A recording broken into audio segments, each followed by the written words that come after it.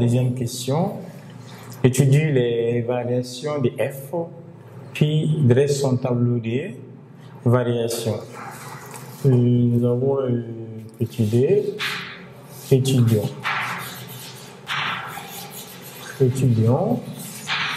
les variations.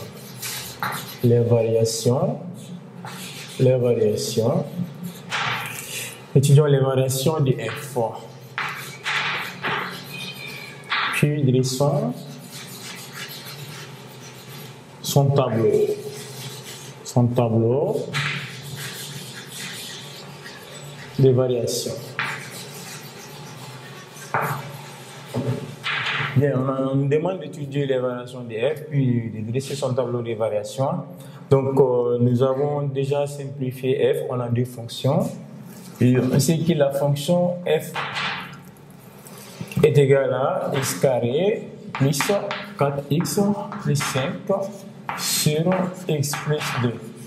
Donc ici, on ne peut pas étudier les variations sans d'abord chercher la dérivée de la fonction. Donc nous allons chercher la dérivée de la fonction et après nous allons étudier le signe de la dérivée.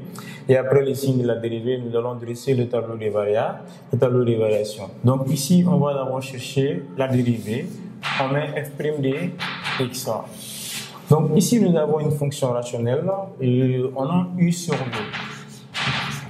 Donc on fait la dérivée du numérateur qui est multiplié par le dénominateur et la dérivée du dénominateur multipliée par le numérateur divisé par le dénominateur élevé au carré. C'est-à-dire nous allons faire la dérivée du numérateur. Nous allons multiplier par le dénominateur moins la dérivée du dénominateur multiplié par le numérateur divisé par le dénominateur élevé au carré. Donc ici, la dérivée du numérateur sera la dérivée de x carré qui est égal à 2x. Et la dérivée de 4x, ça sera plus 4, qui est multiplié par le dénominateur. Le dénominateur ici, c'est x plus 2, moins. Nous allons faire la dérivée du dénominateur. La dérivée de x, c'est 1. Donc, la dérivée de d est égale à 0. Donc, nous allons écrire 1, mais si on veut, on laisse 1. Moins, maintenant, qui est multiplié par le numérateur. Le moins va rentrer dans la parenthèse du numérateur. Le moins sera multiplié par x carré. Ça sera moins x carré, moins 4x, moins 5. De tout divisé par le dénominateur élevé au carré. C'est-à-dire nous avons fait la dérivée du numérateur. On a multiplié par le numérateur. Moins la dérivée du dénominateur multiplié par le numérateur. Maintenant, ça c'est au niveau du numérateur. Maintenant, de tout divisé par le dénominateur élevé au carré. Donc, nous allons développer le numérateur et puis arranger. Et on laisse le dénominateur à sa place. Donc, ici, nous allons avoir x plus d au carré. Maintenant, au niveau du numérateur, nous allons développer. On va prendre 2x, nous allons multiplier 2x par x. 2x fois x, ça fait 2x au carré. 2x fois d, ça fait 4x. Ici, nous allons avoir 4 fois x. 4 fois x est égal à 4x. Ici, 4 fois d est égal à 8. Moins x à la puissance 4, moins 4x, moins 5. Maintenant, on peut arranger et f' de x sera égal. Le monome le plus haut degré, ici nous avons 2x carré moins x carré. 2x carré moins x carré est égal à x carré. Ici nous avons plus 4x moins 4x, on peut les simplifier. Donc ça va rester plus 4x. 8 moins 5, ça fait plus 3. Et tout divisé par x plus d au carré. Voilà la dérivée de la fonction. Donc, on étudie le signe de la dérivée. Maintenant, signe. De f'. Le signe de f'.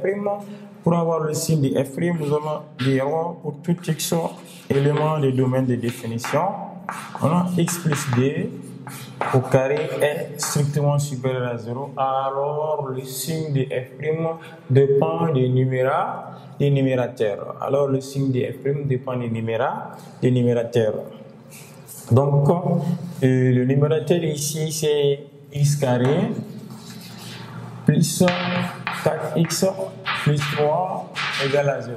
Donc nous allons poser que le numérateur est égal à 0. Donc si le numérateur est égal à 0, soit on calcule delta, et soit on applique la racine évidente.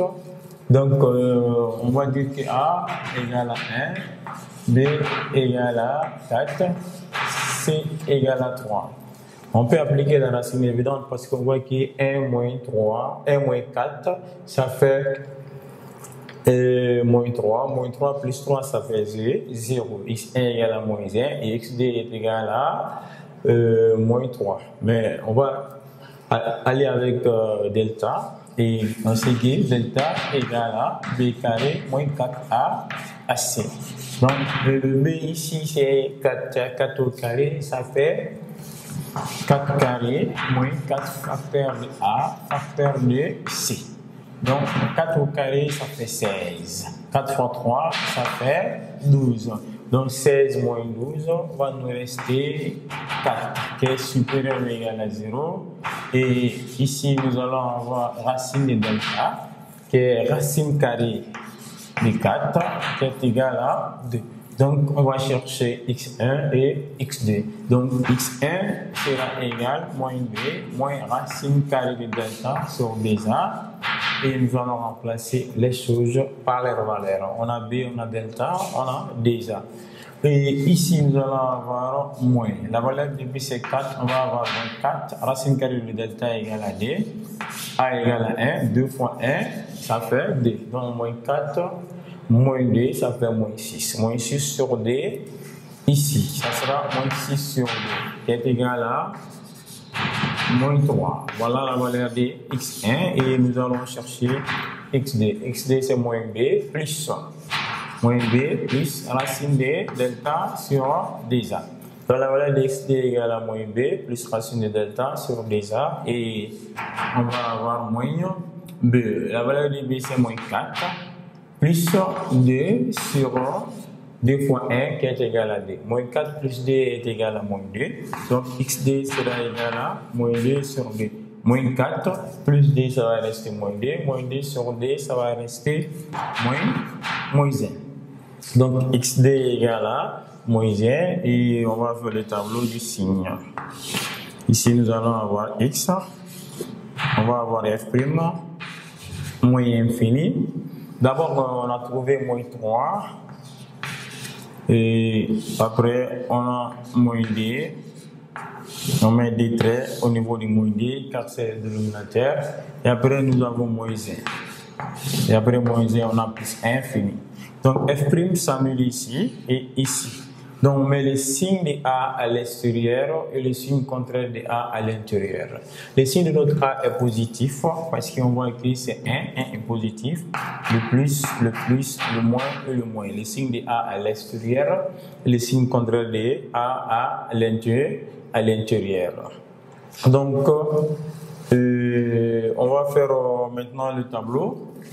On connaît maintenant les signes de f'. Donc maintenant, nous allons faire le tableau des variations parce qu'on a le tableau des signes, le tableau des variations.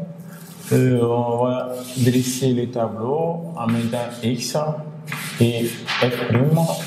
Et ici, nous avons f. Et là, on a moins infini, moins 3, moins 2. Moins 1 plus 1 plus infini. Donc on a le signe de A à l'extérieur et le signe contraire de A à l'intérieur. Donc on sait de moins infini à moins 3 que f' est positif. De moins infini à moins 3, f' est positif. Cela signifie que f est croissante. Maintenant, de moins 3 à moins 2, on voit que f' est négatif. Donc ici, f est décroissante. De moins 2 à moins 1 ici, on voit que c'est négatif. Donc la fonction est décroissante. Maintenant, de moins 1 à plus infini, f' est positif. Ici, c'est croissante. Donc nous allons placer les limites. À moins infini, on a trouvé moins infini. À plus infini, on a trouvé plus infini. moins d à gauche, on a trouvé moins infini. Et à droite, on a trouvé plus infini. Donc, nous allons calculer f de moins 3 et f de moins 1.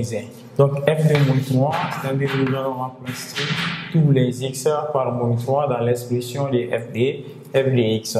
Le f de x est là. Donc, ici, on va avoir moins 3 au carré plus 4 facteurs de moins 3 plus 5.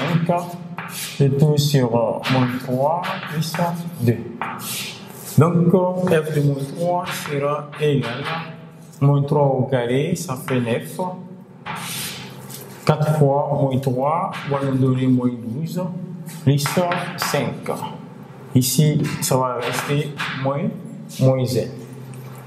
Donc, ici, nous allons avoir 9 plus 5. 9 plus 5 est égal à 14. 9 plus 5 est égal à 14. 14 moins 12, on va avoir 14 moins 12. Le tout sera moins 1. 14 moins 12 égale à 2. Donc, f de moins 3 est égal à 2 sur moins 1. F égale à moins 2. Donc, ici, nous allons mettre moins 2. Et on va chercher f de moins 1.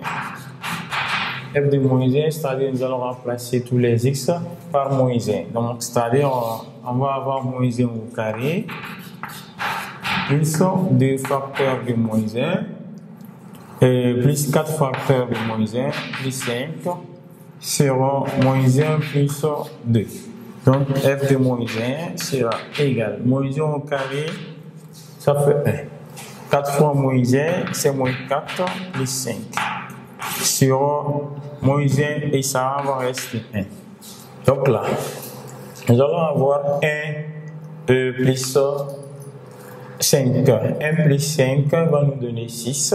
6 moins 4 va nous donner 2. 2 divisé par 1. Donc ici, nous allons avoir la valeur 2. Donc f de moins 1 est égal à f de moins 1 est égal à 2. Voilà, on a dressé le tableau d'évaluation de notre fonction f de x, qui était la deuxième question. Maintenant, la troisième question.